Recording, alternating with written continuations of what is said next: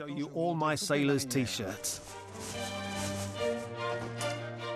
The sailor's sweater. Well, this is a t-shirt.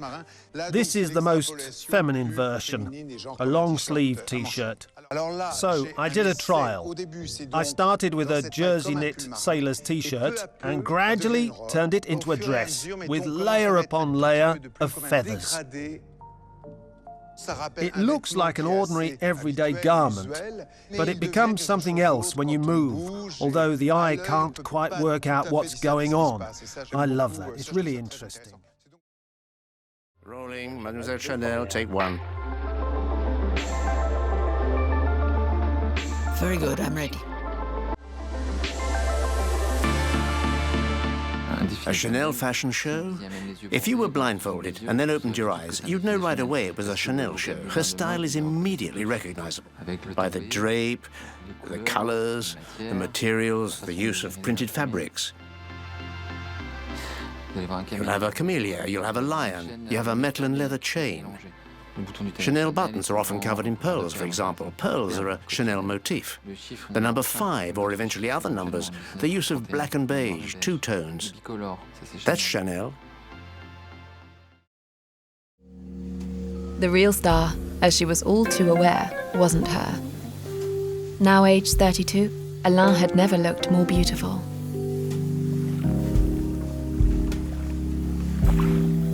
This wasn't a commercial for a brand of perfume or a pair of sunglasses. This was Alain Delon, a man with looks to die for, an object of contemplation for 400,000 moviegoers in Paris.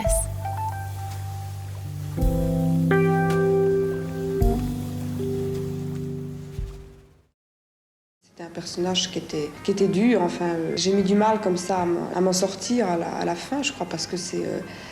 Quand on joue le personnage d'une meurtrière, on est obligé de faire appel en soi à des sentiments, enfin en ce qui me concerne, que j'avais peut-être pas osé regarder en face.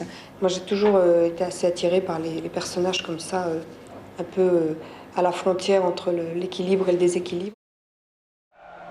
Jeanne d'Arc, c'est l'aventure d'une paysanne qui grandit dans une famille aisée de Don Rémy.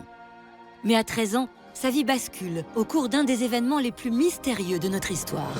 Dieu veut que tu libères le royaume de France. Elle entend des voix pour la première fois qui se matérialisent avec des lumières. Il s'agit de l'apparition de l'archange Saint-Michel et des saintes Catherine et Marguerite. Pour accomplir sa divine mission et rejoindre le roi, Jeanne, simple fille des champs illettrés, se fait cavalière et traverse un royaume occupé par les Anglais. À Chinon, elle persuade Charles VII de lui confier une armée pour libérer Orléans.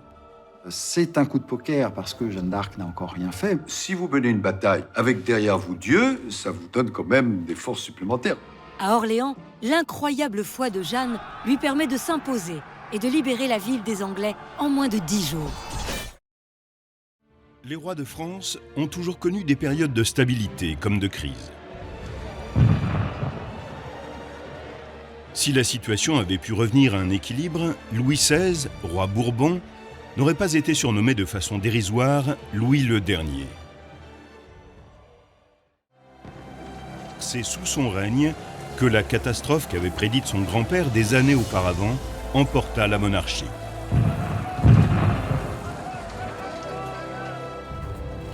Plusieurs facteurs déstabilisants contribuaient déjà à créer un climat politique agité.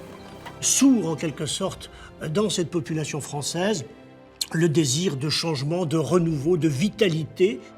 Mais quand Louis XVI se montra incapable d'assurer la paix à l'intérieur de son État, une tempête éclata qui renversa la monarchie et entraîna la Révolution.